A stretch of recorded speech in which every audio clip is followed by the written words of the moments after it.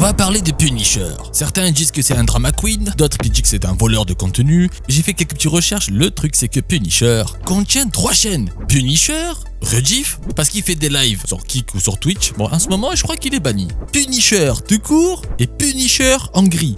J'ai pas compris celle-ci.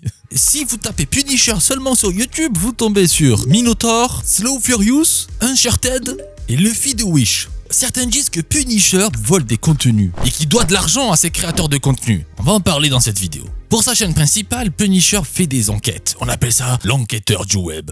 La plupart des vidéos que vous voyez sur ces chaînes YouTube, que ce soit la principale ou la secondaire, sont des vidéos qui sont complètement volées. Il est obligé de télécharger ces vidéos pour illustrer ce qu'il dit et surtout de prouver ce qu'il argumente. Bah, s'il n'y a pas de source, regardez BFM TV. Punisher, il punit les personnes qui sont malhonnêtes sur internet et surtout avec leur communauté. Voleurs, plagieurs, mais surtout il te met en prévention sur certaines personnes qui s'appellent Pépé. Oui, lui que tu vois de dos avec un fil. Bon les gars, c'était très dur de faire un jeu de mots avec, ok?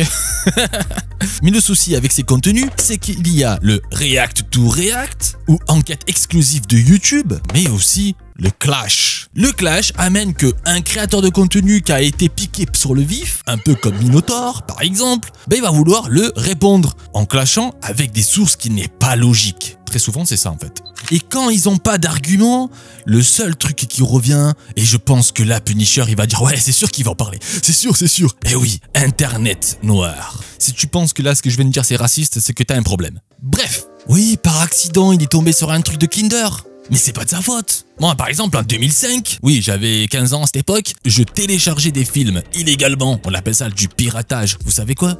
J'ai tombé sur une image d'une femme qui suçait un esquimau. Ça fait pas de moi un consommateur de PH. On est bien d'accord. Des erreurs, tout le monde en fait. Maintenant, on va parler de clash to clash. Mais vous savez, dire que Punisher gratte du buzz sur Minotaur, car Minotaur dit dans ses lives « Oui, mais il est là pour gratter du buzz et de se faire de l'argent sur ma pomme. » Du coup, Minotaur, vu que t'as fait un feat avec Punisher et en plus t'as fait un top 1, c'était la meilleure game de toute ta chaîne, sache-le que la rançon est annulée, vous avez fait un feat ensemble. Mais Internet, c'est quelque chose de particulier. T'as les suiveurs et les gens réveillés. Il faut faire de tout pour faire Internet.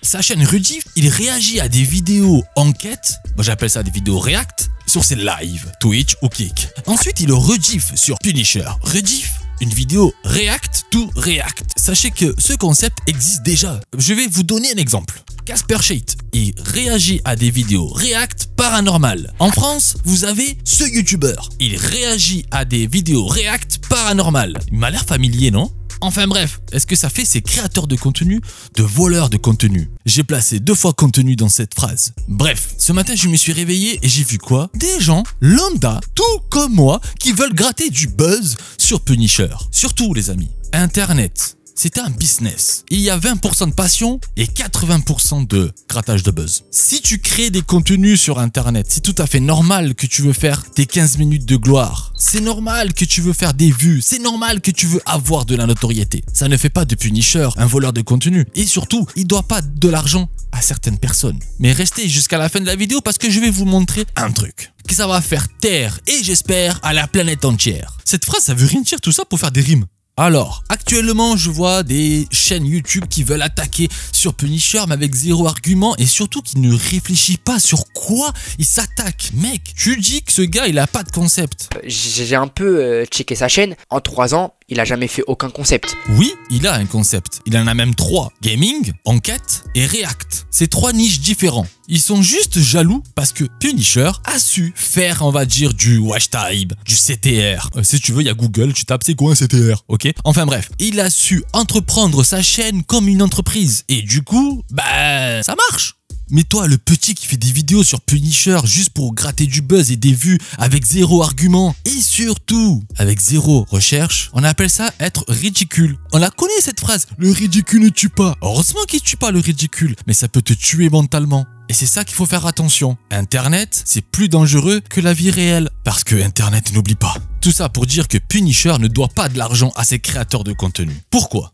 Sachez que le droit d'auteur est l'exception de courtes citations. En France et dans l'Union européenne, la loi a permis d'utiliser des courts d'extraits d'une œuvre, vidéo, musique, texte, à des fins d'analyse, de critique ou de commentaire, à condition de ne pas reproduire l'intégralité du contenu. Si vous ajoutez de la valeur, analyse, argumentation, mise en contexte, cela peut entrer dans l'exception de courtes citations. Il faut identifier l'auteur, le nom du créateur original et si possible un lien vers sa vidéo. Oui, j'ai fait la recherche sur ChatGPT parce que Google en fait en ce moment c'est un peu à la ramasse. Et le pire c'est que j'ai entendu dire que oui mais Punisher aime l'argent. Wow, mais arrêtez d'être hypocrite. Tout le monde aime l'argent. Les créateurs de contenu, quand ils font une vidéo sur internet, tout ce qu'ils veulent, c'est être rémunérés par des vues, des pubs et tout ce qui va avec. Je fais ce coup de gueule parce que de 1, ça commence un peu à me fatiguer de voir des gens qui crient plagiat, voleurs, escrocs et qu'ils n'ont pas d'arguments, qu'ils n'ont pas d'analyse et qu'ils savent même pas de quoi ils parlent. S'il vous plaît.